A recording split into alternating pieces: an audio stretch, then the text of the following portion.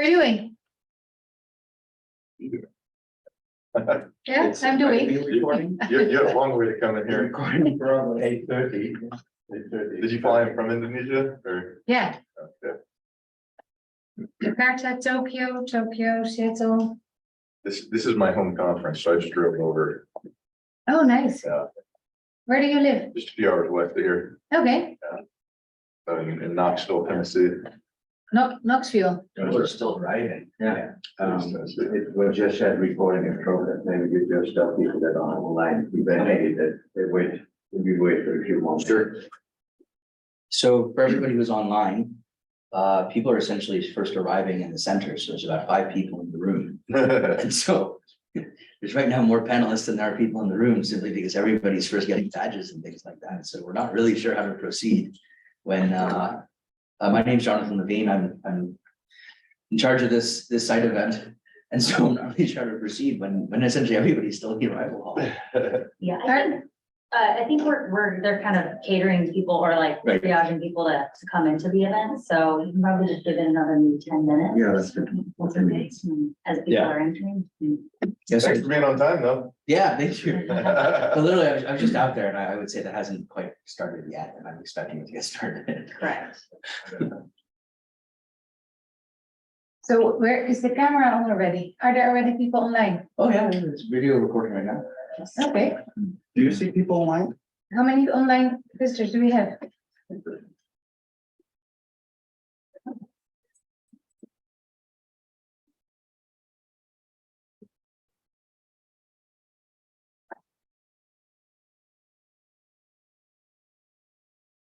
Two pieces. Thanks.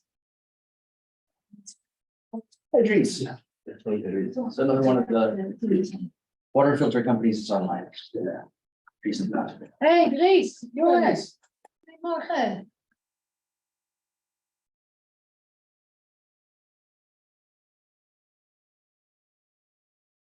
I think you can talk to her through a microphone if you want to.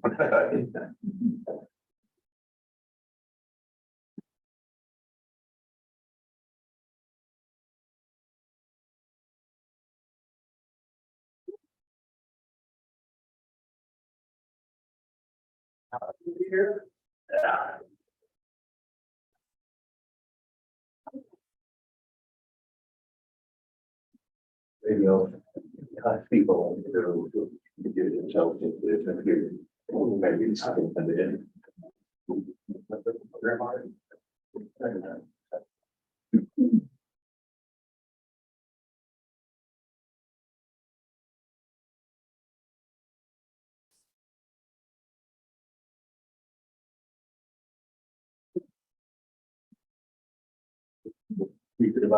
Yes, please. This was good. So they put in We have, I don't know, we have you next to that. So this was gonna be good. Wanna chop that farm for everyone.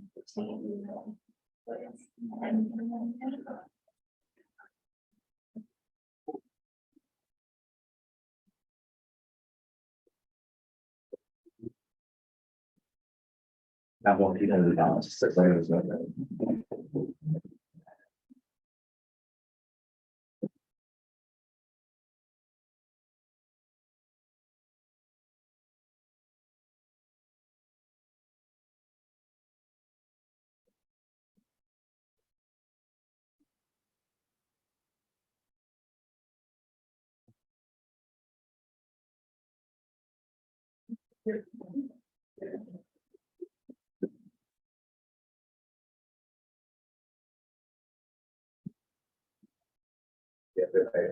Exactly.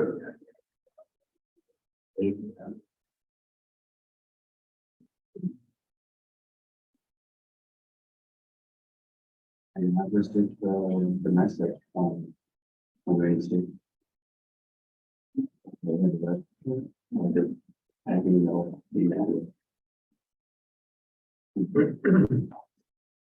You guys didn't get good mind? Yeah, maybe.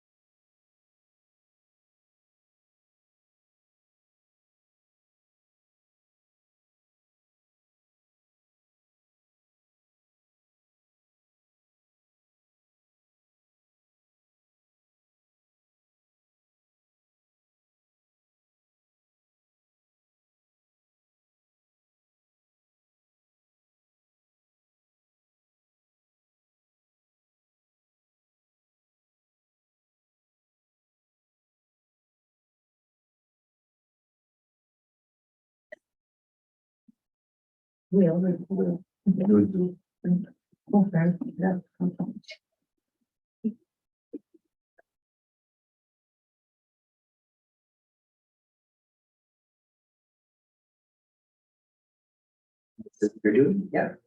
This is you. You want me to do it? You want me to do it? No, it's fine.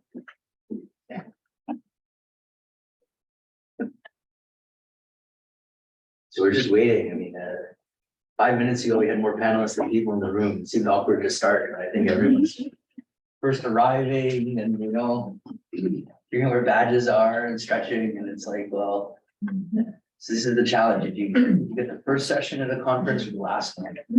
I once was given a Sunday night session. It was my very first panel. I was given a Sunday night. Sunday night? It was a Sunday night through Friday conference. So there were 4 of us in the room and it was the whole panel. So we presented to other panelists. That was it. It was just finally welcome to Chicago. I was like 21 or 23 or something at the time. I was like, oh gosh, I guess business with the other panelists. So that's the story of my first publication. It was technically a peer review.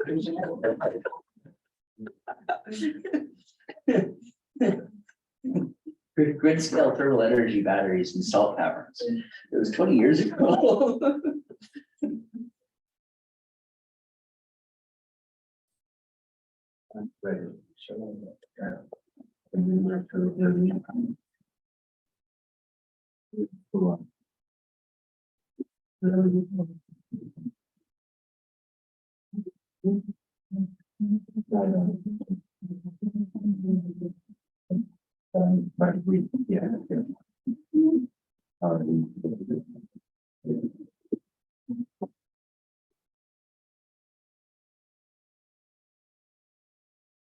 Well,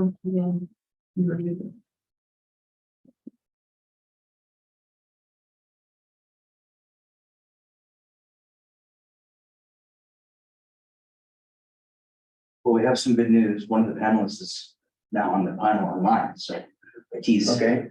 good. IT's also still waking up, so now we at least have our panelist who's remote in Paris, that he's able to join us as well. Otherwise, I was supposed to give his presentation. I'm not from the same organization, so it would have been weird.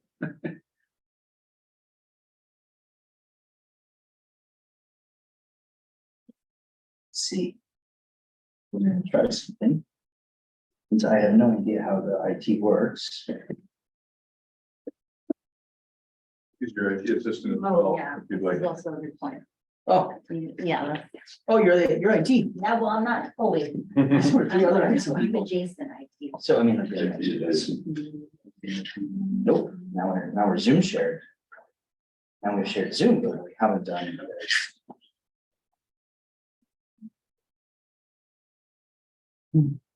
Nope. So you- Now we're Zoom shared, but it's shared here. So.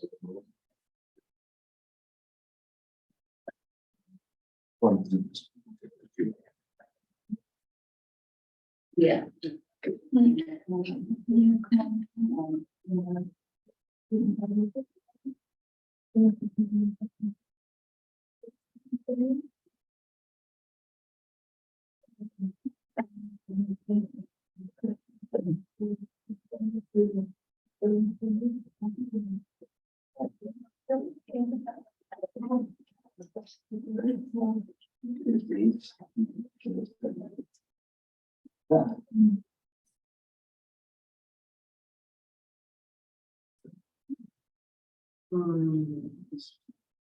No, that's.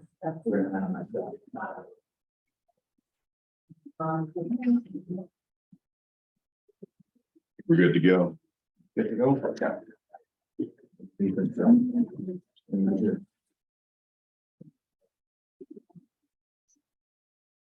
Zoom is a share. There is this thing down here, down here, so I don't know what it does. Yeah, this is the, that's the.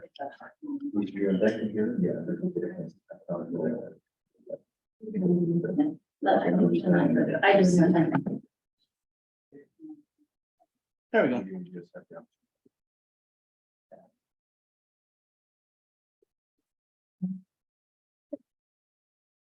We don't need to share now, but I do need to know. Okay. So I understand how to do that with Zoom. The question is, how do you have stuff show up on the screen? Yeah, so basically, are you doing PowerPoint or you got PDF? Yeah, you'll have to just, drag- Oh, you just drag it over. Okay, it's just a mirror screen. yeah, or it's extended, so yeah. Yeah, so they want you to Yeah. share screen. Okay. Okay, good, but you don't need it now. Right, no, not yet. Yep, yeah, you can pull that back. Yeah, It's.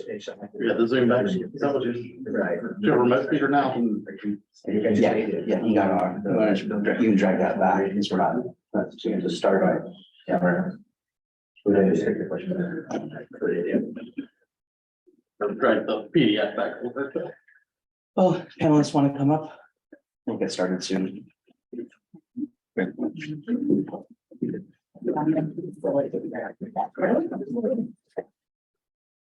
Great. Yep. I think we'll get started.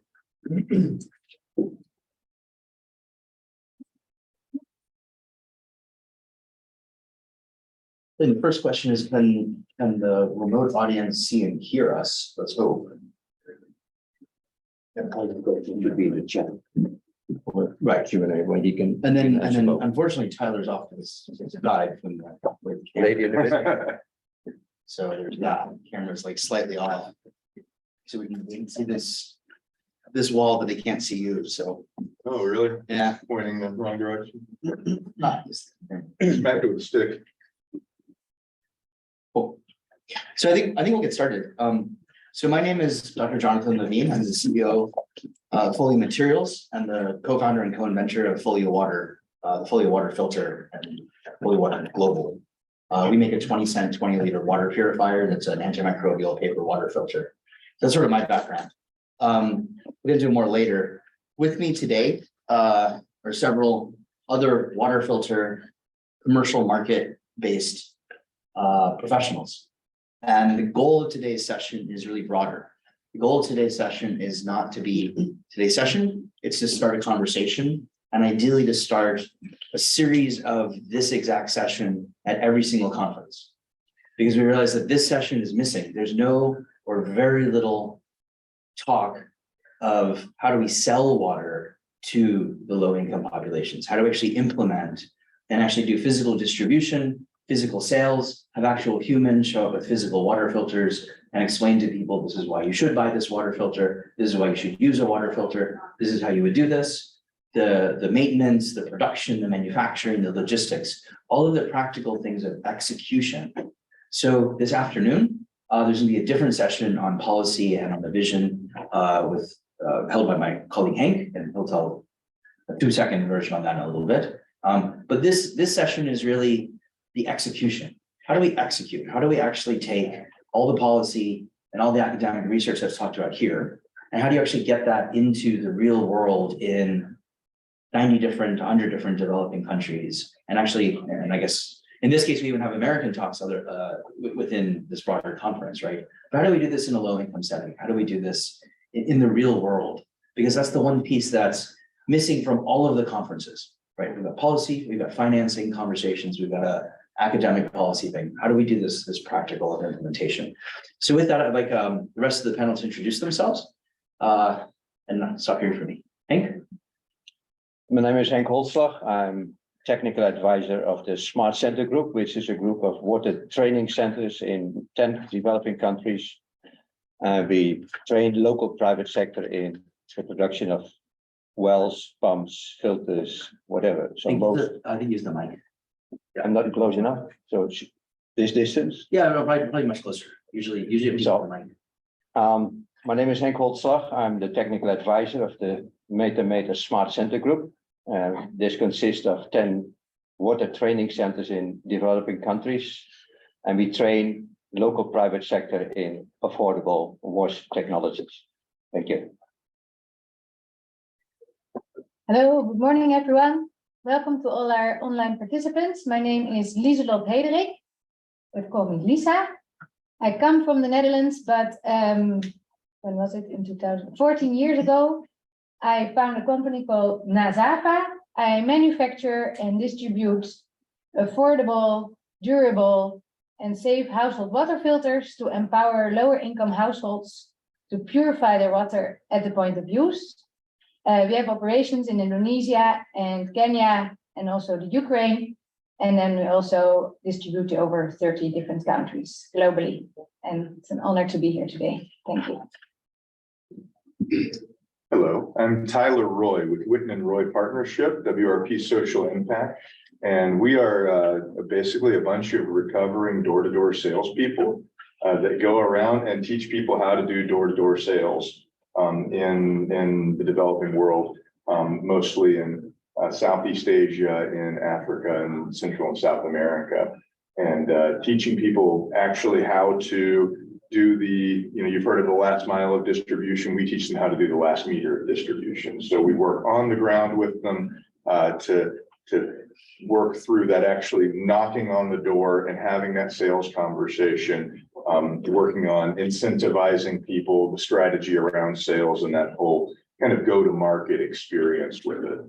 We've worked with around 450 different programs in 52 different countries, and we've got consultants locally all over the world. So really happy to be here. And as briefly mentioned, so my name is Jonathan Levine. I worked on desalination 20 years ago in the Millennium Villages project. How we do desalination at the back of pickup trucks into the Millennium Villages project work. My co-founder and I have invented a 20-cent, 20-liter water purifier that's made out of paper. And the idea is to use mass market grocery to not have to have a dedicated sales channel, to instead utilize the existing grocery sales channel. And so we're both PhDs. This was my co-founder's PhD in chemistry. And so we've gone from being academics. My PhD was Columbia University in force media flow, which was in chemistry and silverization, making of the paper. We've gone all the way from that to industrial paper manufacturing. We're in 2,500 grocery stores in Bangladesh, where we've appointed a commercial consumer goods grocery CEO who comes from that sector. And so we've personally done design work, manufacturing, and sales in 10 different countries. I've been to 30 different countries for consumer research and so on and so on. So I've tried to convene a panel of people who are experts in product and sales. In particular, the observation, so the background of the panel is that there isn't much conversation on these kinds of issues, right? If we're going to reach 2 billion people, it's going to need to be market-based solutions on household water treatment and safe storage in low and middle income countries. And in particular, I want to introduce a bunch of words and topics that I don't see discussed at Stop the Water. I don't see it discussed here at UNC Water. I don't see it discussed at any of the water conferences for low income settings. And so we don't know where to talk about it. And so I think we need to talk about these issues at all of these conferences. Specifically, including household water treatment and national water safety plans as an option to reach SDG 6.1, product design, human-centered design, consumer kitchen and water journeys, packaging, convenience versus cost, aesthetics. Lisa has the world's first pink water purifier. Water purifiers are sold to women. The woman is the household safety officer. Right now, most water products are made like plumbing. They're made for skilled trades. They look like something that goes underneath your kitchen counter. Well, consumers don't buy things that go underneath their kitchen counter. They hire a plumber to install things that go underneath their kitchen counter. Well, we have to have that conversation, right? We need to have beautiful product design like this pink water purifier that should sit in the middle of your living room and in your kitchen where everybody who visits your house is going to see it. And so that's important, right? That aesthetic and that acceptance. On the product, required performance, nice to haves versus must haves. It's easy to say we must have perfect, but what must we have? Because it's a cost issue. Capacity, flow rate, effectiveness, certification and regulatory, manufacturing, quality control, logistics, taste. In marketing and sales, consumer segmentation, willingness to pay, consumer value propositions. We don't ever talk about that at any of these conferences, but fundamentally, this is a consumer value proposition. Why should a low-income consumer drink and go through the effort of having safe drinking water? That seems like the very fundamental thing we need to be discussing a lot more of. Consumer retail pricing, sales channels, sales experiments. Lisa's run 10 different experiments on different sales models. Tyler's probably run 1,000, my guess, right? These are very important things. You have to try things and you have to fail them and you have to know which ones work. And I've never been to a conference where we talked about what tactics did people do. Spring Health, Kishore, once gave me an entire lesson for an hour in the 10 different things they tried in Odisha and East India. And the only way I know these things is I've interviewed other water CEOs. That's not a way to do this. The process needs to be public conversations that we tried these 5 things and these 2 didn't work and these 2 kind of did, and this one really worked quite well. Advertising and promotion, commercial trade incentives, sales staff sales incentives. How do you incentivize your sales staff? What commission do you give your sales staff? That's really important. In every other sector, what commission do you give your sales staff is incredibly important. We don't talk about it as a sector. Well, I think success says that has to be solved before we get there. Operations and management, supply chain, logistics, international shipping, tariffs, customs, maintenance and repair, human resource challenges, right? None of these subjects are, and it's a long list, but every one of these in any other sector has a dedicated conference on just product design, on marketing and sales. In our sector, we have 0 sessions about any of these things, much less entire conferences about these entire areas. So the goal of today is to start a conversation and to start many conversations. And the goal of today is not for us to have a panel, but for everybody out there, and hopefully the remote audience, to have the same panels at every water conference. And maybe we start having virtual panels on each of these sub-subjects to discuss these things through our friends from KAUST. So those of you who are remote, you can do questions and answers. And Marcio from KAUST is going to read the questions and answers and then bring that forward. Rural Water Supply Network is another similar network, right? But we need to start bringing forward these very commercial market-based questions. So with that, Lieselotte's going to do the next section. Hello, everyone. We'd just like to know a little bit more about who's in the audience. So if you work for government, would you mind just show your hand, put it up in the air? Any government officials here? No. So who works for an NGO? 1, 2, 3, 4. Okay. And who works as an entrepreneur? And that's almost the rest. Yeah, I haven't seen your head. I'm a student. Oh, you're a student. Yeah, Okay, yeah. who works in research? That's a good one. Ah, there we go. Okay. Welcome, researchers. We hope to inspire you with the new research agenda. Yes, And welcome, everyone. what are the roles of the 3 entrepreneurs? Well, part of Business Connect. So we work in connecting manufacturers with the distributors and establishing distributors on the ground. Wait, and what are your 3 respective roles?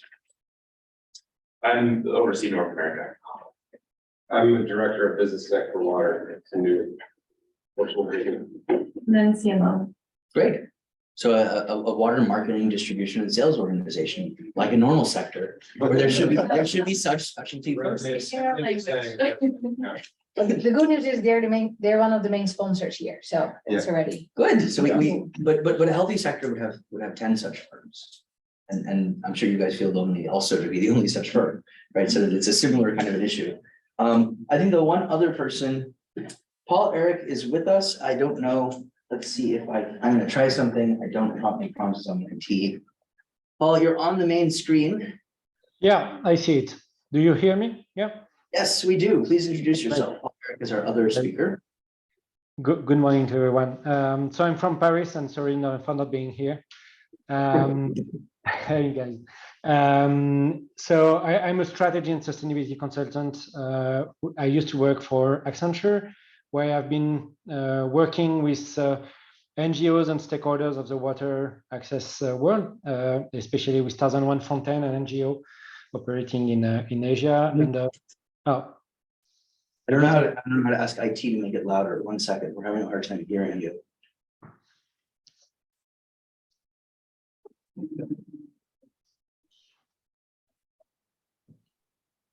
If IT is listening, can you try making it louder? Can you hear it well? Can you hear him? I can hear it. Okay, continue, Paul. Got the speakers in your Go ahead. phones. They don't. Okay, great. Thank you. And so I've been working on these water access challenges for 4 years now. And I've conducted a research on which I will share some of the outcomes, a research on what is the true water access issue, and also on solutions addressing it. Great. And do you want to, I think you can go right into your presentation, actually. I share? Okay. Yes, please.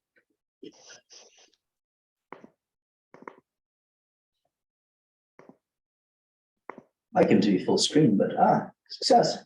Okay. And can you make this full screen? On my side, Yeah, perfect. Yeah. Great.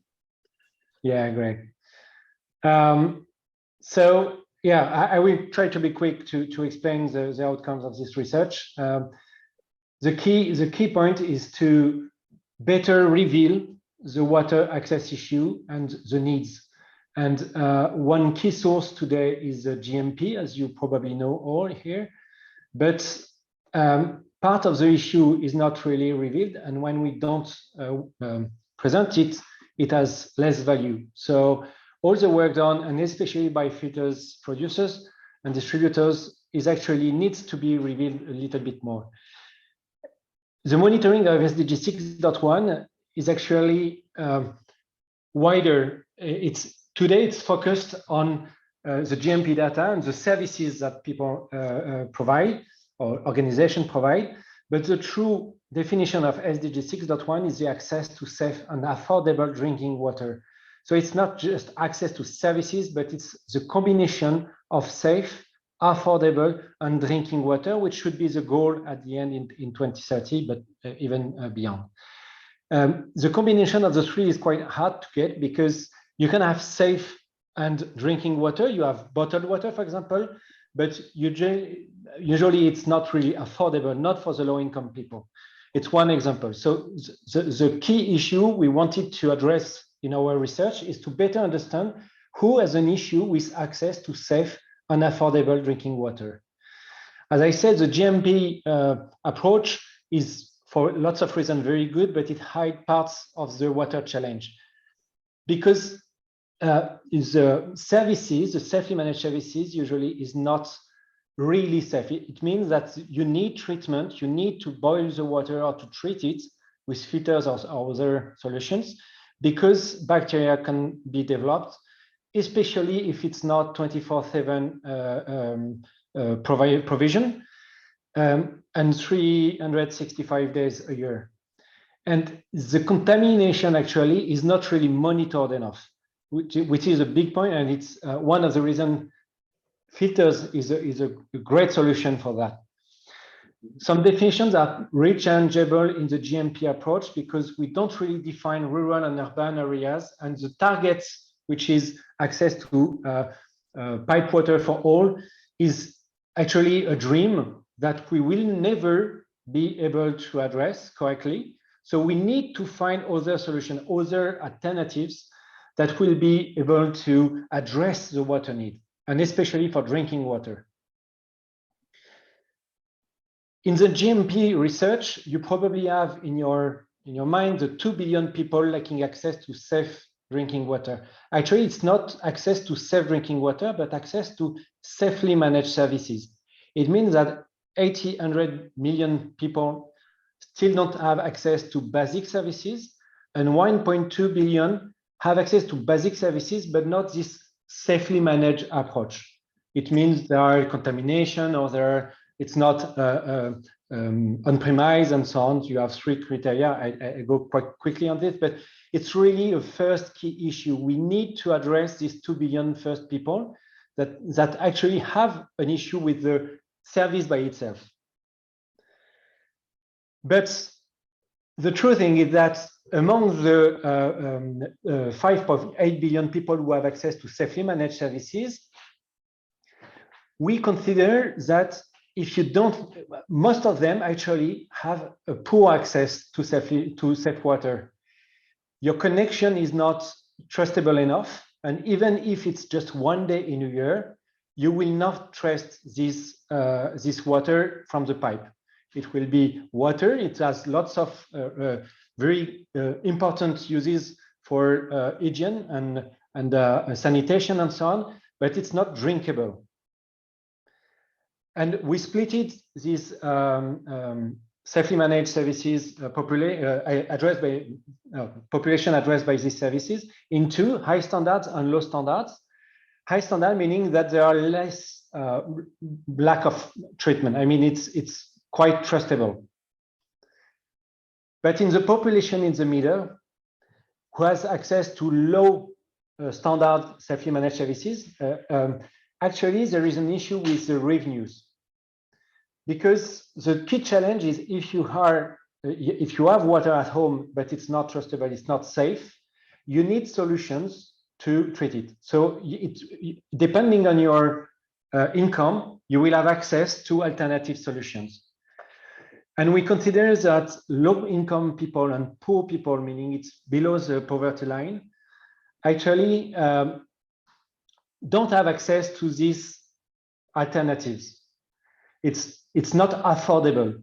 So in addition to the 1.8 billion people with no access or with basic services, we should consider now 2.5 billion people, it's an estimation, who have access to water at home, but with low standard services, meaning it's not, it's just that it's not trustable to drink it. And because they have no access to affordable solutions, like you have when you are from the middle class, for example. So it means that it's not just 2 billion people who have an issue, but it's 4.3 to 4.5 people. It's 55% of the population, of the global population. So what we consider is not just to have access to safely managed services, but it's to have a minimum viable access, meaning an access to safe water, a minima for the drinking purpose, and in an affordable way.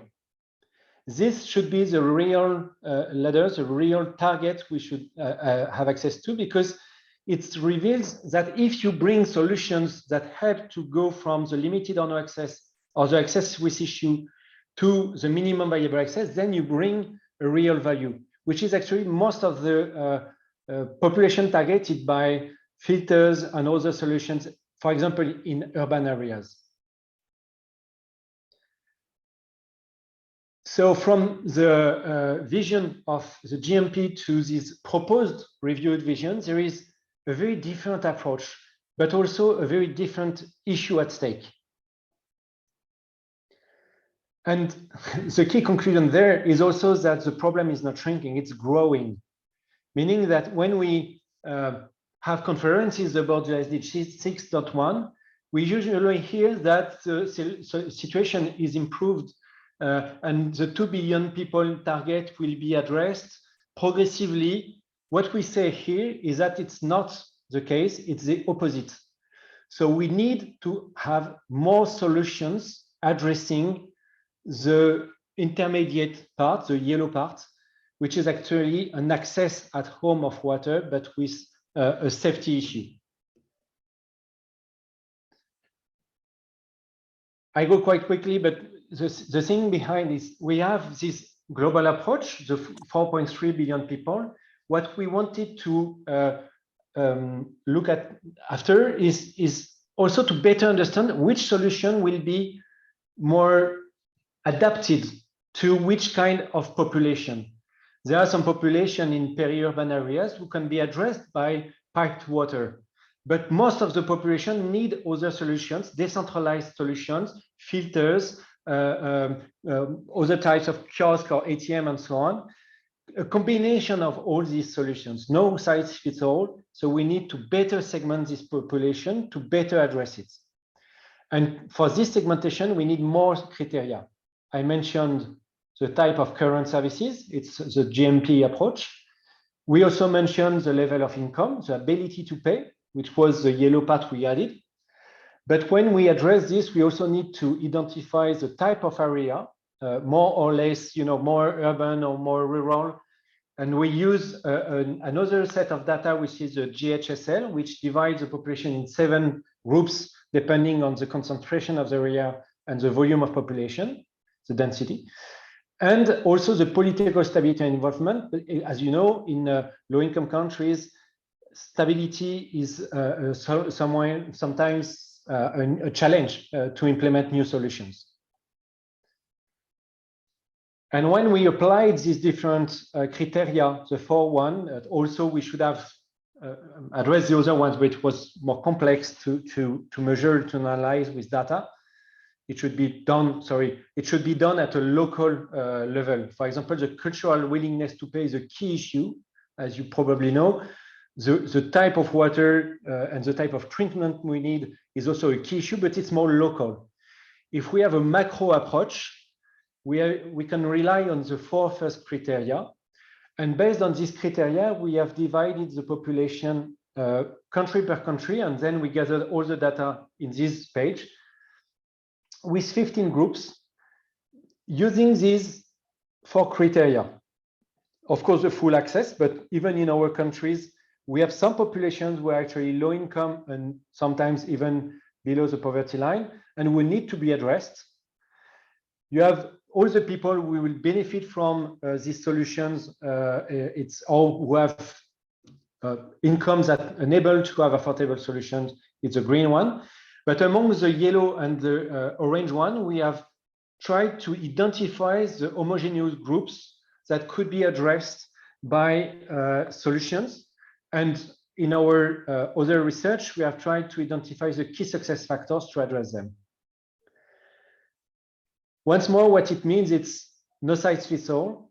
We need to better understand and analyze the population to better address them and to accept that there are different approaches, different timings to address them.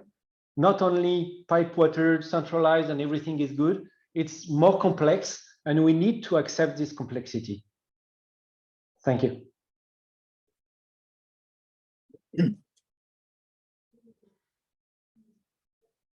Stay on this slide. I particularly like this slide.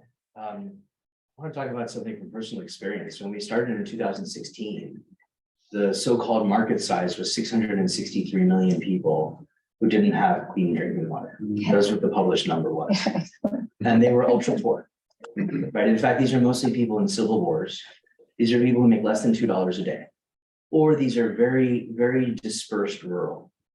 And so if you say to somebody, I want to make a self-sustaining organization, well, for-profit, nonprofit, doesn't matter. If we're going to have self-sustaining, assume there's going to be a revenue. So it's going to be market-based in some capacity. And what I want to do is I want to take water filters.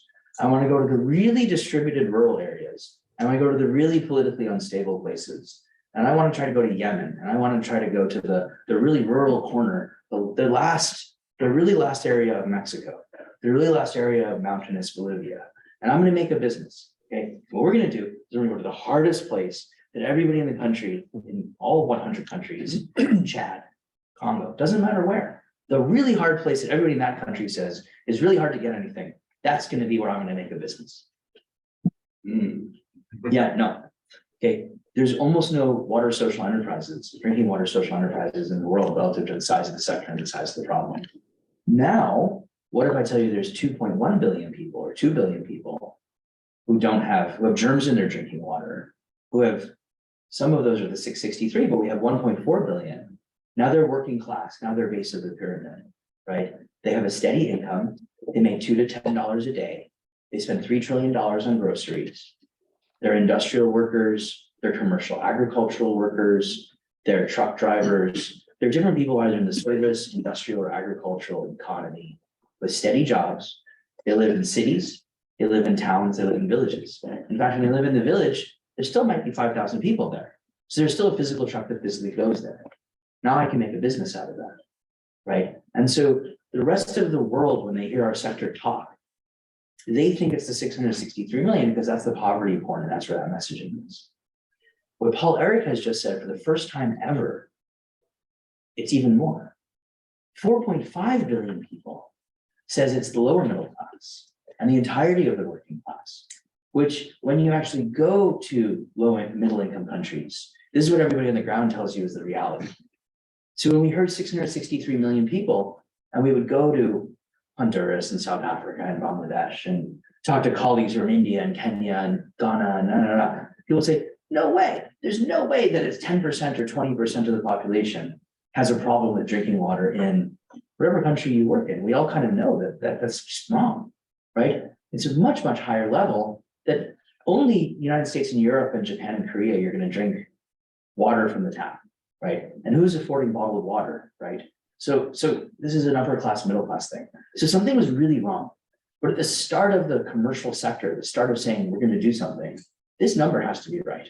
Because when we talk to anyone outside the water sector, when they hear 663 million ultra poor, they leave the room. They say, got it, that's an NGO problem. UN should fix this thing. You say 4.5 billion, you say, now that's a commercial sector, that's interesting, right? And pay as you go, solar, fintech, these things are all predicated on commercial consumers buying products at the local grocery store or buying products somewhere, right?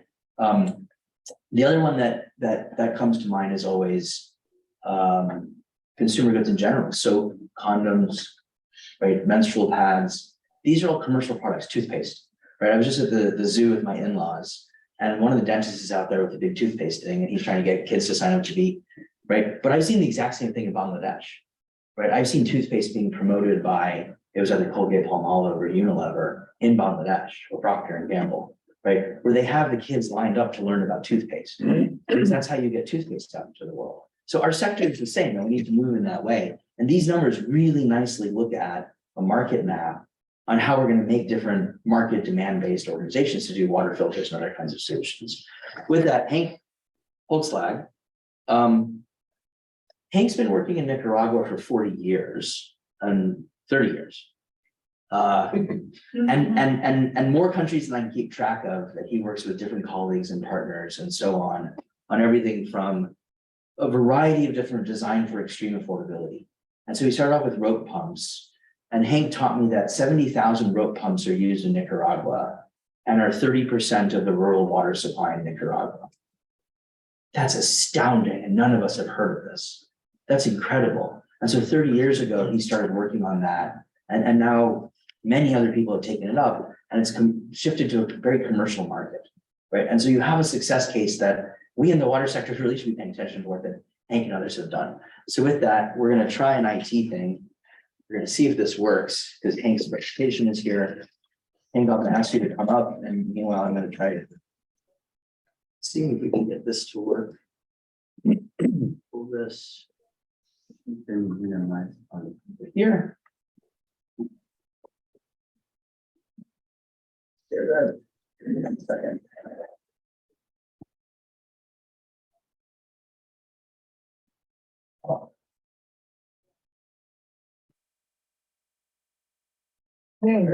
Way.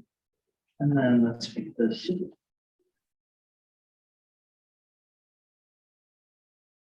Screen. Yeah. There you go.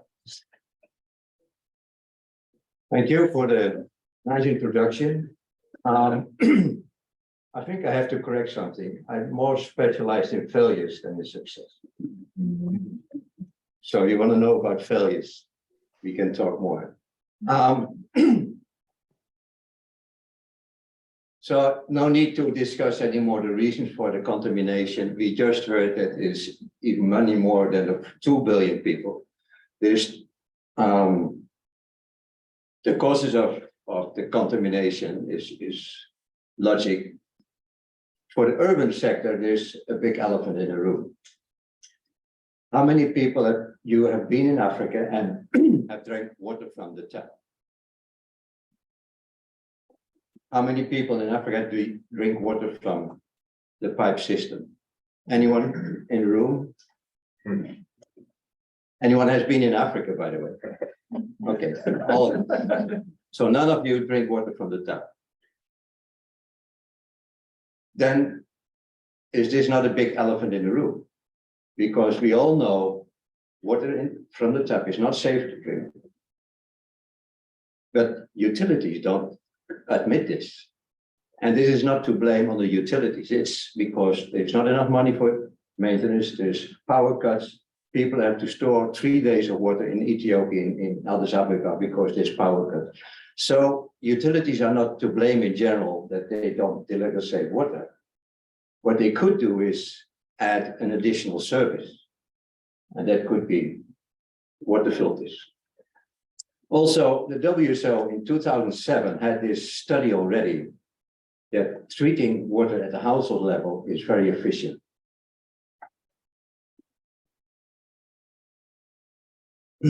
But then there have been many failures. Let's see if I. So why do filters not reach for the BOP? And so there's a high cost. There's the lack of awareness, of course. But another reason is that NGOs often distort markets. they give filters for free. And one example is Kenya, where there's almost 1 million filters that were given for free. And a year later, very few people were still using them. And we all probably know why. It's a free gift often doesn't work. And if it's complicated, not user-friendly, then people will not use it. On the other hand, filters prove to be market-based. There's millions of people that buy filters in developed and less developed countries. There's many inline filters, even in Europe. Many people start to buy inline filters. In Brazil, the company Stephanie has sold over 90 million filters. The pure filters, maybe 3, 4, 5 million. Hot filters, Nazava, tulip filters. There is a huge market for filters. So if it is so easy to sell to the rich, why is it so difficult to get it to the poor?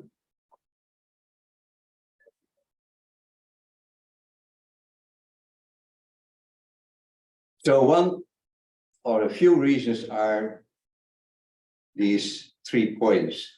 Until now, there is a lack of awareness of water that can be contaminated. For instance, if you show clear water to a person that is not educated, they do not understand that there can be bacteria. If you don't see it, you don't know it.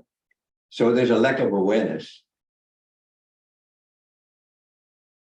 So to create this awareness, you need to have long-term and continued awareness campaigns, and that is a role of government and NGOs. The companies can do the branding awareness, the branding marketing, but the social marketing, the awareness is the role of government. The second is supply chains. So you need commercial supply chains of a range of products so that people can choose. And then for the middle class, those who cannot pay $30 or $40 in one time, we need payment systems so they can pay on credit. And we have to accept that the poorest will never buy a filter, not even if it would be $5. So we need to subsidize the poorest. And then all the experts would say, but subsidies distort the market. And this is not necessary because there is experiences with bat nets, mosquito nets, where they used vouchers to disseminate bat nets. And in many countries in Africa now, you can buy bat nets commercially. So maybe this is an idea to do with filters also. For an example, if a filter costs $22, you get a voucher of $20. The family goes to the local shop, they pay $1 or $2, and they get a filter. So you could target the group and say to a targeted group like pregnant women, for instance, you give a voucher. And with these vouchers, you could even support the supply chain. You could help to build up the supply chain and make it profitable for a shop to start selling filters. So it will not distort the market, but it could reinforce the market.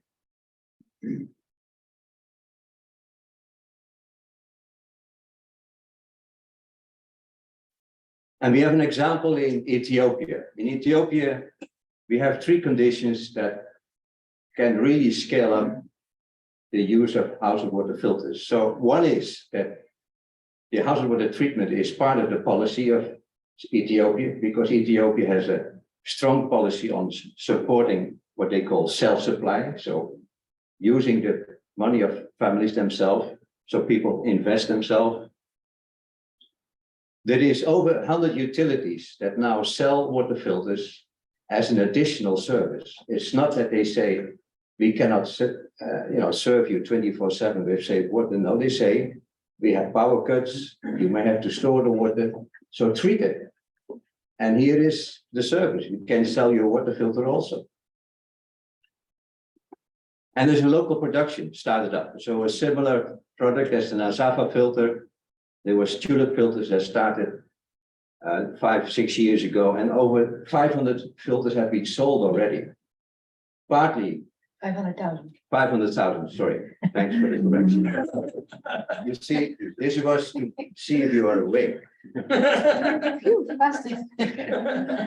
So half of these are given away still by NGOs, but half of them are sold, so paid for by families.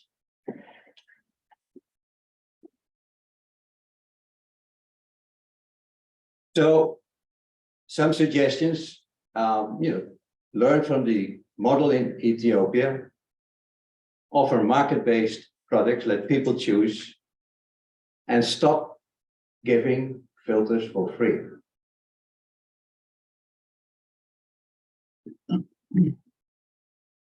And then for the filter producers, one of the suggestions is to form an alliance or working group that hopefully can be under the cost umbrella, so we can get an exchange of experience of the filter producers.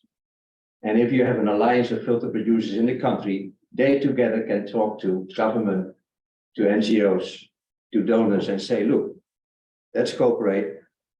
Let's make sure we don't distort the market and build up supply chains of low-cost filters. This is an example. I just come from Nicaragua. Last week I was in Nicaragua. And they have 3 commercial available water filters.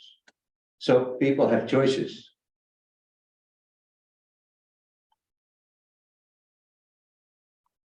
Let's do it. Thank you.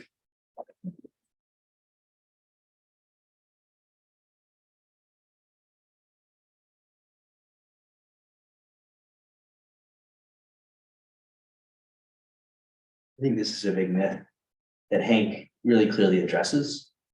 I don't think anybody knows that in the US sector or Europe, I've never heard the 19 million number before. Right? That's incredible. That's a game changer. Right? And EcoFiltro is now also, I think they're past 2 million units as well. Right? EcoFiltro is also past 1 million units. And so this is really game changers, right? They sell for $20 to $40, so $20 to $40 million in revenue from EcoFiltro. Those are really game-changing numbers that we need to talk about, right? Those are really, really transformative. This is reaching scale. This is getting beyond the first 5 or 10%, and this is really getting out there. And the entire sector is missing this message, because I haven't been to any conference where these numbers are talked about. Henk's slide is the only one I've seen this on, and really the only one where I've seen these kinds of numbers. And so again, the common theme here is we're missing something. And so we need to get that out there and get that more common. Pattern matching to some of the things Henk described, cook stoves, pay-as-you-go solar, fintech on cell phones. These weren't single dots. These weren't single companies that were somewhere in the world, right? There was something broader that was going on where you said, okay, solar lanterns, right? There were a lot of countries, a lot of companies across a lot of countries. And that's the general theme of what we're saying is we need to bring that together, because there needs to be a broader effort on that. With that, I'm going to switch to more of a panel format and talk extensively with Lisa and then bring in Tyler, where the theme is selling water filters to the base of the pyramid, real world and in practice. And I think we heard that Henk's been doing this for quite a while, right? It has another perspective as well. So there's several topics we're going to cover: our product design and production. This entire conference center, Lieselotte and I are probably the only people who have a manufacturing operation with manufacturing, supply chain, and quality control. But we're talking about physically making stuff, right? Pipes, right? Whether it's pipes or water filters, these are physical things that physically get made. And so manufacturing and supply chains, demand generation, marketing and sales, and talk to Witten and Roy, and then partners and stakeholders. And we're going to try to make this a bit interactive. So if there are, I think we want to bring in Business World Connect at some point if one of you wants to chime in on some of the demand and sales channels that you guys talk about. I think I heard there's a CMO in the audience. All right, we got a CMO at a water conference. That's a problem. We should have a lot more of those, right? Chief Marketing Officer, right? How are we going to market and sell this? Who's our segment? Which consumer? How do we get it there? What's the sales channel? How are they gonna get a truck over there, right? Those are the realities, and so we need to be talking about marketing. So with that, I think let's talk about product design and production as the place to start. Lieselotte, you have a pink water purifier. Yeah. Tell us about that, because this is the first time I've ever seen a water purifier that's the color that the woman who's the decision maker and buyer and the household family officer, health officer. I mean, this is fabulous. Yeah. Yeah, I'm also a feminist, so I feel a bit awkward like promoting something pink for women because I think it's too traditional, but it also works. So yeah, it doesn't like go along with works, but yeah, that's just a little side note. Yeah, so why pink? Well, it's because like when I found the company, it was basically because I did not have access to safe drinking water, and my well was contaminated when I was doing relief aid in Indonesia after the tsunami. So actually my husband bought a couple of those Stephanie filters from Brazil and took them to Indonesia, and we just put them together in 2 buckets, the bucket system. And then our friends and neighbors said like, oh, we also have contaminated water, we also need a filter. So then we realized actually that nobody in Indonesia has safe drinking water from the tap, and that basically all water is contaminated because there's also no sewage systems.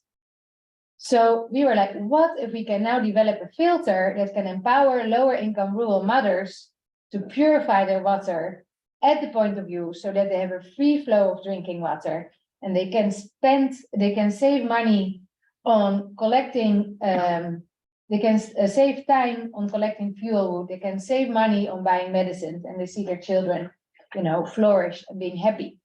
So we first started with these buckets because we thought like, oh yeah, those people are poor, they need to have a cheap product. And I still remember it cost only $10, and it were really off-the-shelf buckets. And we had put them in our showroom, like we rented this kind of a shop where we put in different filters. We also purchased like a bit more expensive housing, but then we put our own filter candle inside because that's the one we had trusted and that was tested. And we basically saw like all the mothers coming into our showroom, they ignored those buckets. And they're really directly intrigued by the better looking products.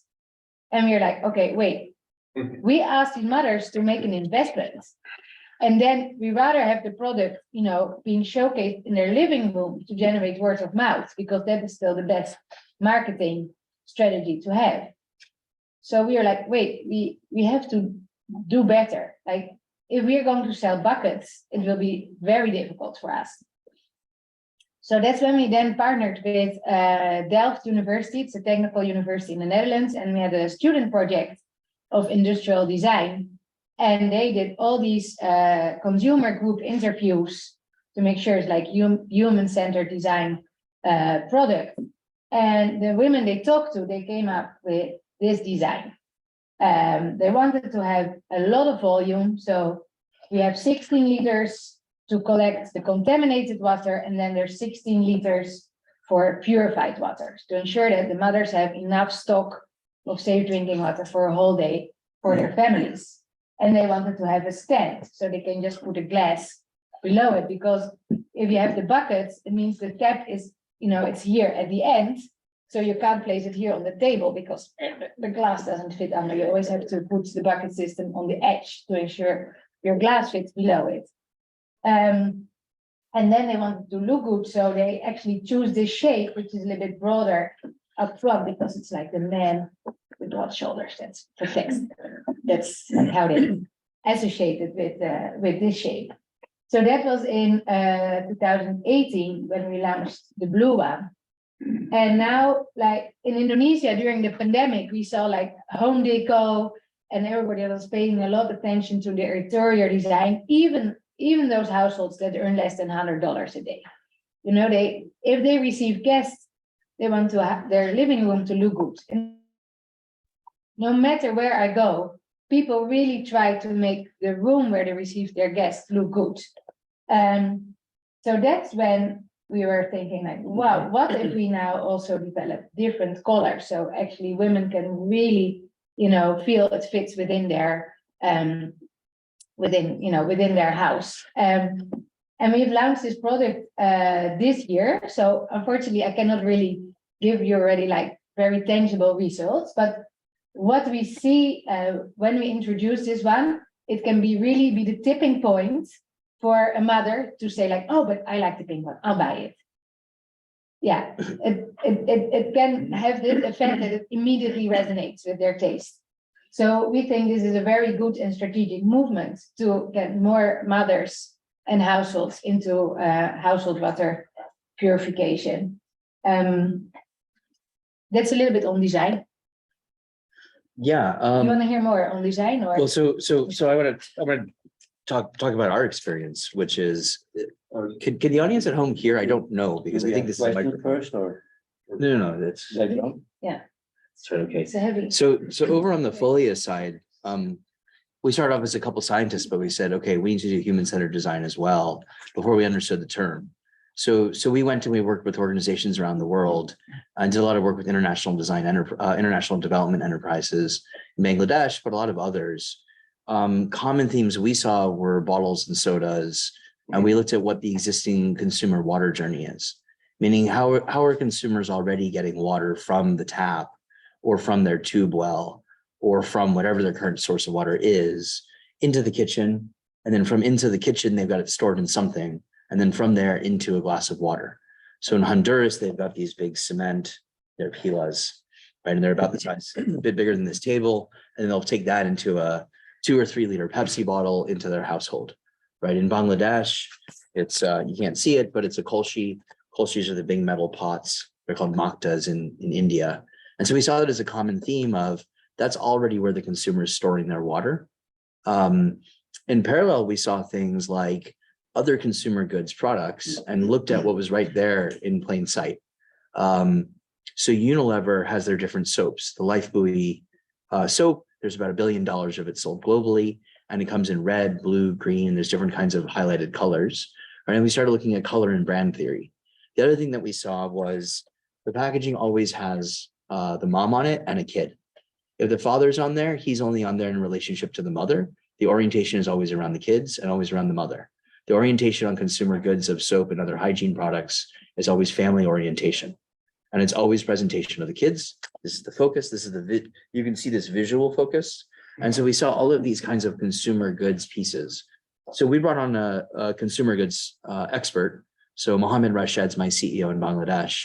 He's launched 20 different brands. He can teach color theory at an MBA level. And so we brought in that kind of deeper know-how. On the human-centered design part, we went to 20 different countries. And what we looked at was on the affordability. The Path C1 project was 15 years ago, 10 years ago. And so we read that cover to cover. And it talks about going from the buckets to going to designs like this, causing 10 times the sales, right? The business about having aspirational presenting products rather than buckets, which are basically what you put mop water in. Buckets are what is used for household cleaning water. And so this question of when we say water, we need to tease that apart into the different use cases: drinking water, cleaning water, cooking water. There's very different job to be done or work to be done inside of the household for the water. And so we started teasing that out and talking to different professionals. And you would say anthropologists, you would say consumer marketing people, right? And understanding what these different terms mean and really saying, okay, we want drinking water in the household. The female is the decision maker in terms of the family health. In a traditional country like Bangladesh, the father is the buyer. He goes to the market, and the mother is the decision maker. So tactically, we started off doing door to door, working with different social enterprises that could have that one-to-one tight, deep conversation, right? Most of the universe was steering us towards working with Ipsos and very large, high-level interview organizations. Instead, it was exactly the opposite. Most of the advice we got on the execution was wrong, right? It was very much go deep. So there was a bunch of process in there in focus groups and one-on-ones and professional people from other sectors and professional methodologies and process that we had to bring in, because everybody in the water sector told us stuff that didn't make sense, except the water social entrepreneurs, by the way, because I interviewed 20 or 30 water social entrepreneurs. And so what should we do here? And they were the ones who told me these things that were very much the opposite of what a lot of the generic social enterprise sector was saying. And so, yeah, I mean, there's like a lot more to talk about. Product design is an immense industry in its own, right? And we barely talk about it in this entire sector. That was where Procter & Gamble's product, the P&G Pure, really had a lot of problems, right? It's a flocculant, it's a sachet, they've got the sachet, the flocculant, supposed to go through a cheesecloth, and people found that very awkward, right? But could they have improved that? Well, it wasn't tried. Maybe they could have improved it. They didn't really deploy product designers in the right way, but it was 25 years ago. I mean, before these things. Lieselotte, you have, when I visited you in Bandung, you explained to me a quality control problem, and you explained why you don't import from China and why you do certain of the processes in-house. Would you mind talking about manufacturing and quality control and how you think about that? Oh, yeah. Yeah, so when we first started, we bought like existing ceramic filters, but most of those were actually distributed through NGOs, and they were handed out for free. But our theory of change is actually that we want households to make an investment in the water filter to ensure that they are happy and continue using the filter. So we were selling right from the beginning, and then we got a lot of feedback, like the filter is too fast, the filter is too slow, it doesn't work. And we're like, oh, but wait, there so many of our filters have already been sold. Oh, but yeah, to NGOs then who hand it out for free. And normally if you're getting the products for free, you won't complain, or you won't say like, oh, it's not working, you just leave, okay, well, whatever. No losses are made, I'll just leave it in the corner and I'll move on with my life.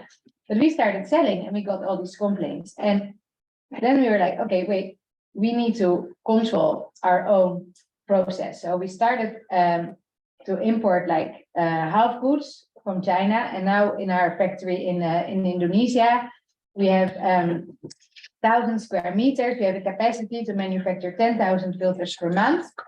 And now we assemble everything ourselves to ensure that any product that we sell actually complies to our standards. So that will also now reduce the consumer complaints that we get. And at the same time, we've also invested in very good after sales care. So we have like a hotline, and we have a customer care person in Indonesia and in Kenya that will reach out to all our customers just to ensure, like when they obtain the product, if they have correctly installed it, and they will be making repeat calls every year just to monitor the usage of the filter, and also to inform when the filter has to be replaced. Yeah, so we do basically all the manufacturing in-house just to ensure that when we are selling the product, the product is of good quality. Yeah. Are you selling through redistributors yet?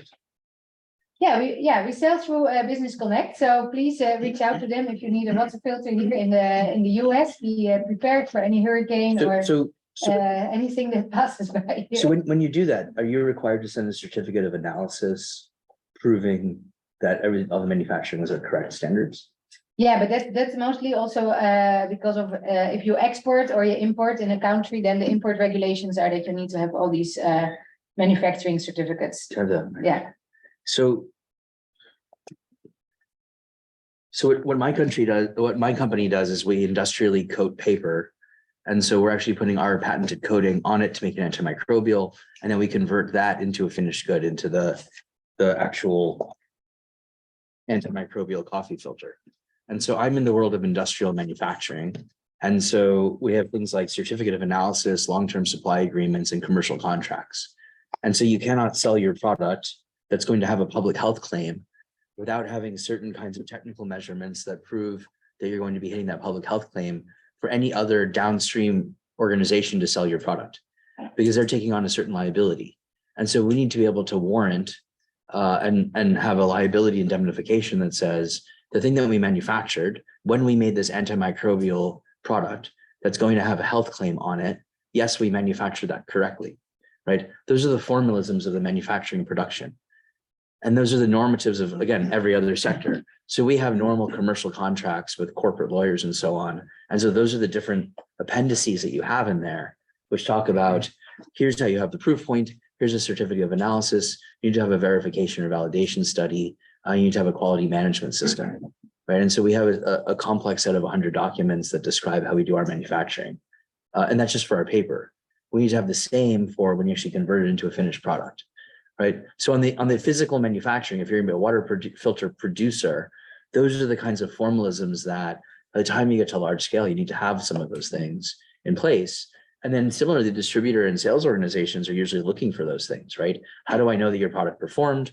Because if you have a lack of performance, then the consumers say, hey, wait a minute, some percentage of the time, they don't know, but a few percentage of the people in the village complain and think that the product didn't work. Well, actually, it was a manufacturing quality problem, right? And so you need to have that consistency, particularly in this kind of a product where people are going to complain, right? And so you say, no, this isn't, right? So we have all of those formalisms. And the biggest surprise to us is that the water sector hasn't asked for that, but the commercial sector all does. Right? When you actually go to distributors, master distributors, grocery product companies, when you go to working with the larger corporates, all of those things become a requirement. And some of you are nodding along. I mean, this is sort of the reality of the commercial side, which I think shifts nicely into sort of the water filtering and consumer trust. What we get asked for is the FDA. People ask for an FDA certification stamp or a World Health Organization or CDC stamp. And we have to explain to people those don't exist. And it's actually a big problem for us, right? So consumers, whether it was in Mexico, in rural Honduras, in South Africa, in Bangladesh, in Indonesia, have all told us put a United States flag, a German flag, or a Japanese flag on there. But the biggest thing they want to know is why we don't have FDA approval. Well, FDA doesn't regulate water purifiers, the EPA does, right? And then the EPA is a $3 million process. It will last several years and is in flux at the moment. So we can't go through the EPA. They were changing under the Obama administration. It got frozen under the Trump administration. And so we can't even move forward anyway. The World Health Organization historically said you couldn't tell anybody about it, except the NGOs, by the way. So everybody here would have gotten, all the NGOs would know what actually happened, but you can't tell any commercial organization, you can't tell consumers. But the consumers are the ones who want to know the most. In the case of Bangladesh, water purifiers are not regulated. Bottled water is regulated, but there's literally no code that regulates water purifiers. So we can't be approved by the government. Same in Indonesia. Same as Indonesia? And Bangladesh has how many people? 170 million. 170. Indonesia has 270 million. So that's already like Call it 500 million. nearly 500 million people living in countries where there is no Bureau of Standards For water purifiers. regulating water filters. So what some people do is they make a bottled water, they submit that to the regulatory agency, but the water purifier itself isn't regulated. So you can't have a government approval or disapproval, but you can't tell people the World Health Organization said one thing or another thing. So the consumer doesn't know if the thing works or not, right? This is a broken problem. The consumer in a low-income country absolutely knows that there's broken and fraudulent products. They know more about this than we do.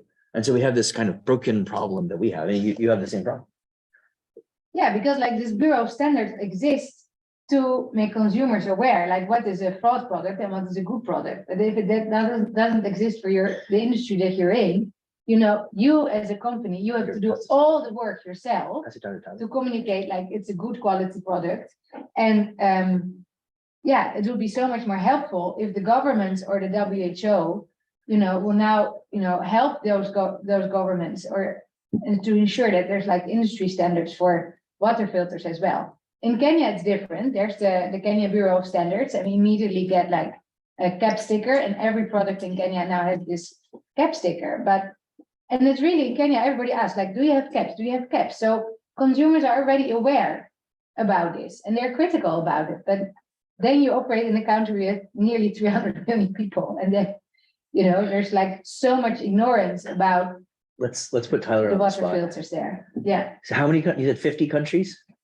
And you're dealing with the sales organizations. So you're presumably getting the same kinds of questions. That's right. Yeah, I'm just gonna jump in the camera here. I'm off the Oh, camera. you want to stand here? Yeah, good. Yeah, stand up here. Here, you guys can keep this one. Yeah. Yeah, so what was the question? So you've done stuff in 50 countries. That's right. And you're training. So Tyler works with dozens of water social enterprises in dozens of countries.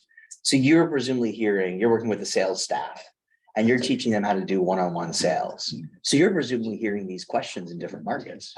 Yeah, definitely. I mean, there's lots of these questions and whatnot, but really, what we really focus on is actually getting these to the consumers, right? So there's a lot of this talk about governments and about approval and whatnot, but ultimately that level of trust, it comes down to that consumer to salesperson action that goes on.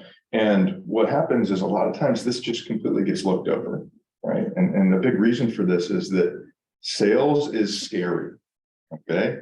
You run a risk of rejection when you try to make a sale to somebody.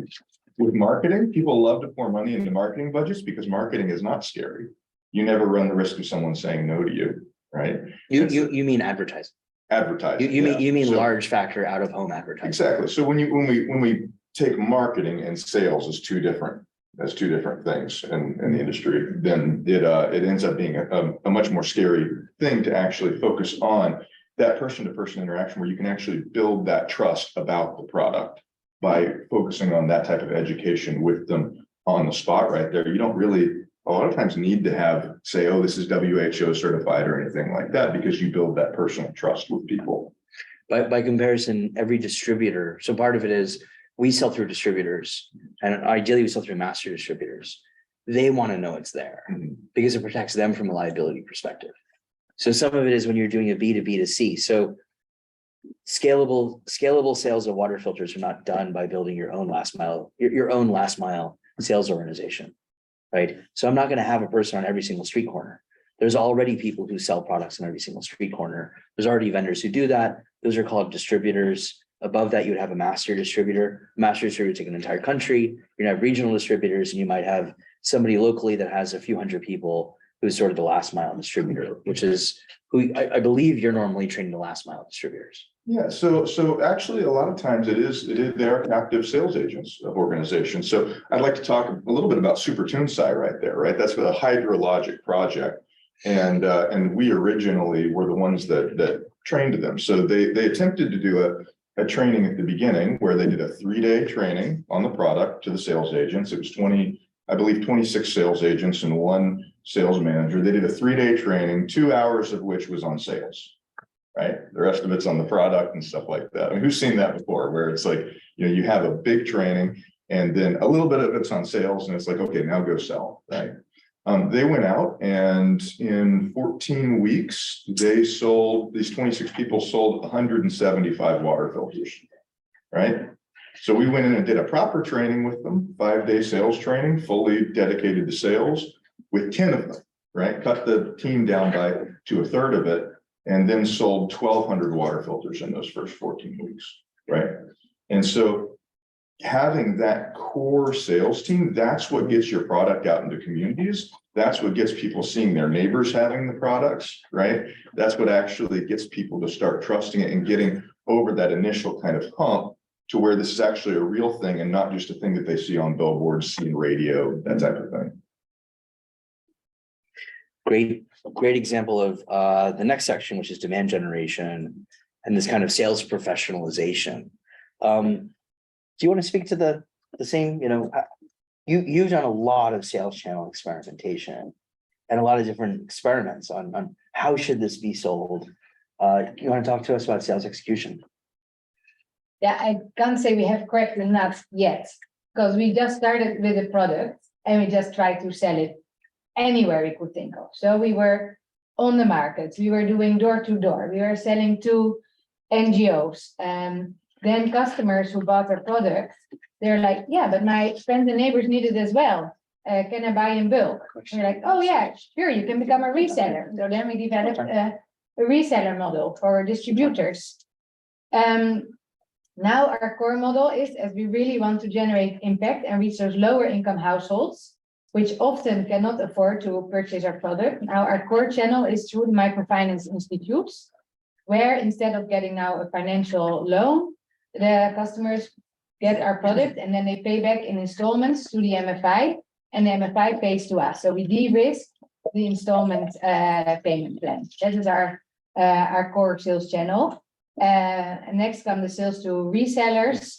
And since 2 years now, we're also selling to NGOs, to schools, to leverage the schools to reach the wider community of the parents that live along near in the neighborhood of the schools. but we're always open to try new avenues to reach more lower income households. Yeah, it's an ongoing process, actually. So we've stepped outside of all of that and just gone to the consumer goods grocery sector.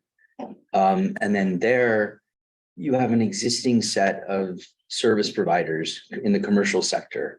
So there's an existing set of people who do activation and promotion. So we work with Images Experiential Marketing Limited in Bangladesh. They're in every single corner of Bangladesh. They have several thousand staff. They're in 64 districts of Bangladesh, which has 170 million people. Bangladesh has about 1 million grocery retail stores. We're in 2,500 of them, clustered in one very small area on purpose to show the numbers in that one area. But they already have feet on the ground to do activation and promotion, and then to work with, sales in the grocery sector means sales to the trade. What that means is the grocery store owners. Grocery store owners, little mom and pop kiosks that are maybe 10 to 30 meters square, 100 to 300 square feet, right? They're the ones who do the final sale to the consumer. So you have advertising reaching the consumer. And so you've got various kinds of bunting and sales tactics and very, very standardized things, because in the consumer grocery sector, there's lots of products, right? Whether they're soap, whether it's condoms, whether it's birth control, whether it's grocery products, food, snacks, soda, SIM cards, right? There's very, very standard activation promotion, very standard sales. We've been friends for years.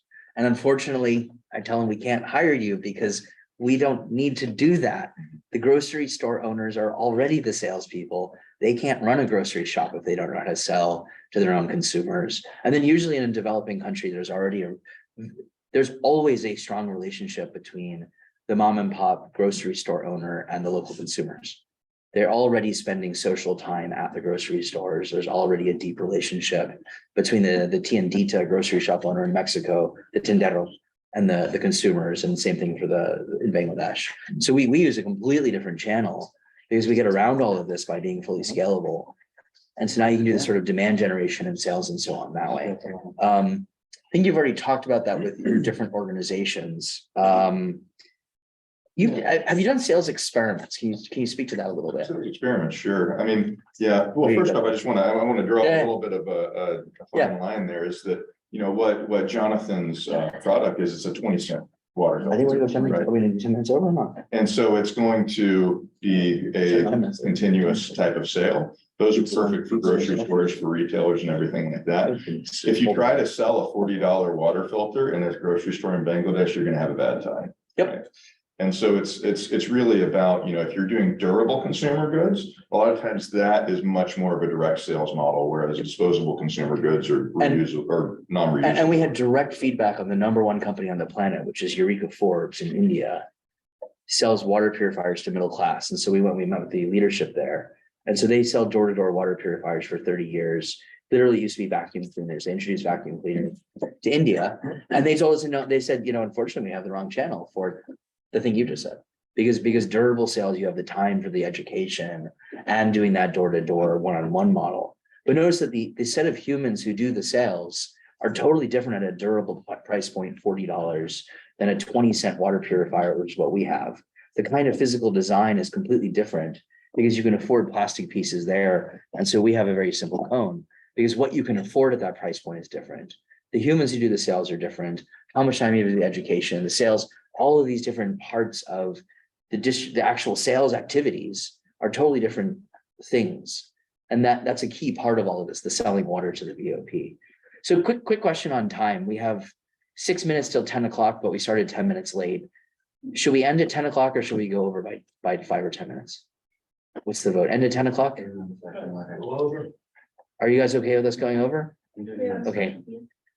Do we have, so the other question is, we'll go till they kick us out, right? do we have a lot of Q&A online is the other question.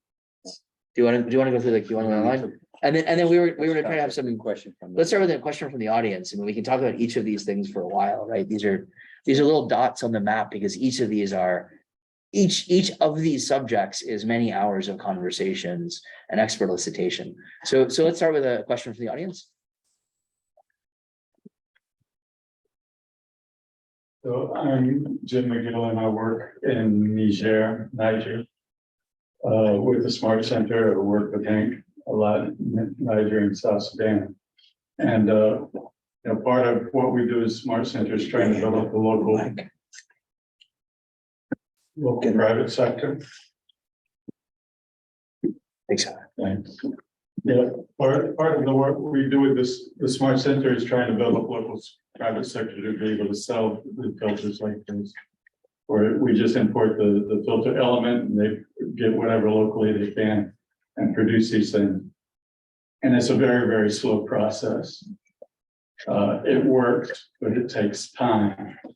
At the same time, working in an area with a hospital that is a 160 bed hospital, and yet they have over 200 deaths per year of typhoid. And so we really want to see, and it's not hotspots like cholera, you get hotspots and you can go in and deal with hotspots. But when you look at the distribution map, this is coming from all over. And so what we're looking at, okay, how can we more quickly move in? We want to offer options, as many options as we can, but let people choose what works for them. But these things all take time. And so we're looking at voucher systems, what Hank was just describing. Because we're talking about the bottom of the pyramid in this area. They can't afford these things. So if we could go with a voucher system, what would that look like? But that needs partnership because we don't have the money to do that. So I think part of this discussion needs to be, like Gates Foundation is looking at the typhoid vaccines that is working with this hospital. Are there ways that we can link in Gates Foundation or something into this commercial market? Because we don't want to just go in and give things away and be there for a year and have it disappear. We want a sustainable market. And how do we do that with the real bottom of the pyramid people? So.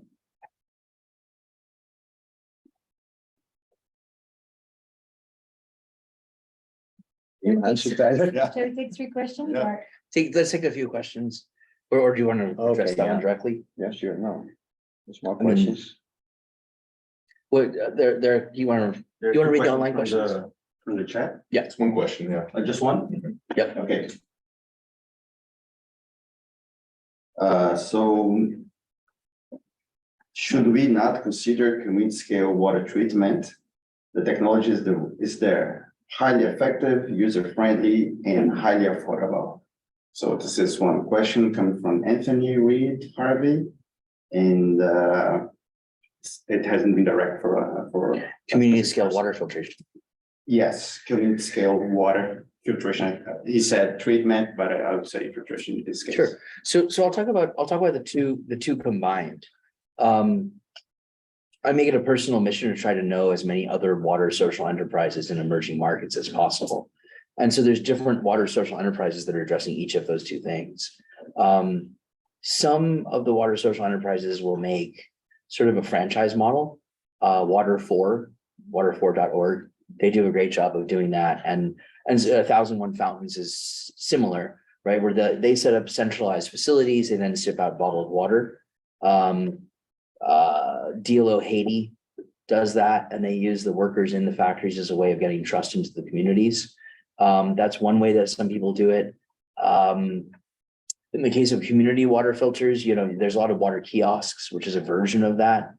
Spring Health has a centralized bottle plant. They then do the distribution. Water kiosks, like our friend at Jibu, have water kiosks and water ATMs. Those are very centralized. You usually need a certain density. The major problem there has been, if we're being honest, I think Jibu is profitable, but was it Dahlberg? Dahlberg had a 200-page report. None of the water kiosks and water ATMs are even covering the operating costs, never mind the capital costs. So their subsidy, they're a voucher system of a sort, right? You've got some sort of international donor who in advance has paid money, and now you're gonna cover most of the operating costs. The hard part is you need a technical person to replace quite complex membranes to make sure you have uptime. Like you've got hundreds of these water ATMs with complicated RO or ultrafiltration membranes inside. They break. You have to fix them. Right, you have to have somebody who goes around and fixes them. That's kind of hard because water is a relatively cheap product in the scheme of things. So that's sort of the challenges on some of those, but those models do exist. On the community-based, same. I mean, they're all some version of, okay, now you can take an expensive $10,000, $5,000, $1,000, $10,000, $100,000 system, and you can now amortize it over a large community. Those are different than household water systems because you're building a very different organization, but they are selling water to the BOP. And absolutely a lot of shared lessons in how do you do activation and promotion. Spring Health tried 5 different kinds of market activation campaigns.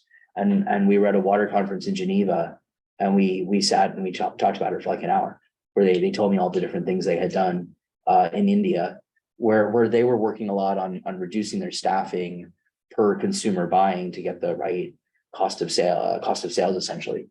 Cost of sales meaning the sales expense of paying your staff and doing your activation cost directly related to sales versus the manufacturing and operations in the back end. May I add to that? Yeah. So I live in Indonesia, which is the 4th biggest country in the world. And I live on an island called Java. It has 150 million people. If Java would be a country, it would be the 7th biggest country in the world. Now, I live in a city called Bandung, which has around 5 million people living very close to each other. I have a connection to a pipe, but I've never ever seen one drop of water going through that pipe. In Indonesia, only like 30% of the population is connected to a pipe, but it's only 9% of the population that's using a pipe connection for their day-to-day needs. So yes, I come from the Netherlands. I'm super spoiled. We have drinking water wherever we want, on the bus station, at school. We flush our toilets with mineral drinking water. And yes, I wish for everyone in this planet to have that level of comfort and high quality water wherever they go. But is this model feasible to scale in the global south? I think not. Indonesia is an up and coming middle income country. And you see how it's struggling. Other countries will struggle the same and are struggling with that. So yes, it should be ideal, but is it cost efficient? No. Yeah, so if you think of communal water systems, I think if we would just lower those standards and think of water supply, and now have households treat their water at the point of use, where actually now you get like private funding in because now the household is actually making the investments. And the rare, very low available public money that's available now just goes into water supply. So to ensure that people at least have water in their house. I really think that should be the communal model that we should be facing in order to ensure that there are not 500,000 people dying of diarrhea each year. So what I always say is water quantity versus water quality. Remember that the theme of this session is segmentation and understanding the market, understanding sales tactics. So we did a lot of work. We did a little bit of work in Indonesia. We've done a lot in Bangladesh. We spent a year in Mexico. And we need to separate, what we learned was we need to separate water quantity and water quality. Water supply may come in a tanker, right? The tanker water is not considered clean. Water supply may come in the form of rainwater harvesting, unusually, but it does happen, right? Water supply may come in a lot of different forms. So quantity of water is one issue and quality is another issue. One of the common themes across the world are the mega cities and the slums, right? A slum is not an informal settlement. It's a settlement where you don't have rights to the underlying land. It's an illegal settlement. It's a not law-based position on the land. But you have this common theme of rapid growth, right? Mexico City is anywhere from 15 to 30 million people. No one knows how big the thing is. You have this common urbanization theme of rapid growth at the edges of the cities. The tap water system can never possibly go out far enough. But by the way, these are people who don't have legal right to the land. So can you build them a physical pipe? Okay, even if you do build them a physical pipe, everybody cuts into the pipe. So of course the water is dirty. And every single place you go around the world, you go to Mexico, you talk to people in Brazil, you talk to people, they, oh, no, you don't understand. In our country, we have this unique problem where people cut into the pipes. And so the pipes don't have enough water, and the groundwater and all the urban waste gets into the drinking water, unlike every other country. And you go, you know, And there's no sewage system. all 99 other countries told me the same thing, actually. In fact, all 100 countries have that problem. And then the other problem becomes the overproduction, so the big tanks. So now you have negative pressure in the pipes. So groundwater wants to come in instead of the clean water going out. So it's always contaminated. In Mexico, we learned about, we had a South Korean staff member at the time, and he said they're called moon villages in South Korea. Remember, he grew up in the 1980s in South Korea. It was a poor country. The moon villages are closer to the moon. You can't get tap water uphill. So they don't have tap water in Seoul, Korea in the 1980s in the moon villages and the informal settlements in Korea, same story. So they have to bring in either tankers or they have to bring in bottled water, the big 20-liter jugs. Well, the 20-liter jugs are contaminated. And so water quantity in urban Mexico City was often the garrafons, the 20-liter jugs, but everyone knew they were contaminated. So they still wouldn't want to drink most of it.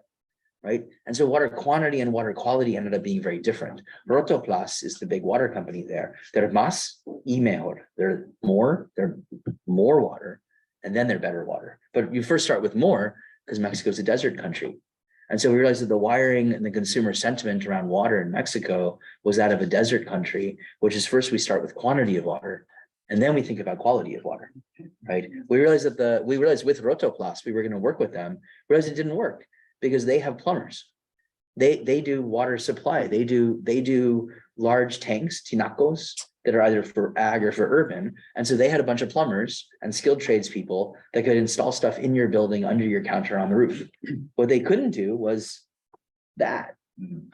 They couldn't talk to female consumers in the household because that was not the humans that they employed. They didn't have humans who knew about things like that. And so again, that sales channel and all of these deeper cultural things kind of all came together. Anyway, it's quantity quality. Can I just address, I want to address the sustainability thing, Jim, that you were talking about there, because ultimately we're, You have to wrap up. I just wanted to say one thing real quick, and that's about the, you got to run, if you want sustainability, you got to run it like a business, plain and simple. You got to start like a business. You can't go in there saying, okay, here's this mission that we've got, and we're going to figure all this out, and then we're going to tack on the business parts later. They have to be at the core of it. You've got to start with a business plan. You've got to have your profitability margins lined up and everything like that. You've got to figure out how you're going to go to market and all these things. That has to be at the core, and everything else needs to be built around that. Even if it's subsidized in the case of ultra poor Niger, you're still going to have to say, how do I have a sustainable organization with which professional humans who work in this professional organization doing that, not for 1 year, but for 10 years or 20 years, because they need to be employed and they need to go back to their families and say, I'm gainfully employed. And so even if it's a nonprofit and subsidized there, you still are running some sort of professional organization. We need to wrap up. Look, the common theme here is that we're hoping that this gets duplicated. We're hoping that this gets done not once, not twice, not 10 times, but sustainably, right? We want every conference to have these kinds of conversations, and the suspicion is a lot of this stuff can just be chatting with people who've done, the vice president of sales, the CMO, the head of supply chain and logistics, the head of regulatory. All of those are good conversations that we need to start having publicly, rather than when I have them at a beer with a social enterprise CEO at some conference in Geneva. It's not, it doesn't work that way, right? So we need to start having these sessions, and we hope this sparks that, and we're happy to help and share and do that. And part of this is, I think we're going to be building, building a household water treatment alliance, just like the clean cooking stoves and the solar people. Yes, so we're trying to pull this together and say, hey, we need to have an alliance where we're talking in the room, and our VP of functional domain areas can all talk to each other. So with that, let me wrap up. Oh, Henk? Maybe one more commercial. Oh, yes. No, they're very important. Sorry. Yes. If you're interested in the topic, this afternoon at 1:30 in Azalea, we will have a next session on the called 2 with 8. It's discussing a bold idea. 2 billion people can have safe water with $8 billion, so $4 a person. So please come if you want to discuss more. Thank you. But in fact, there are 5 sessions total. This is 1, that's 2. I'm talking at the Tech Showcase tomorrow at 12 p.m.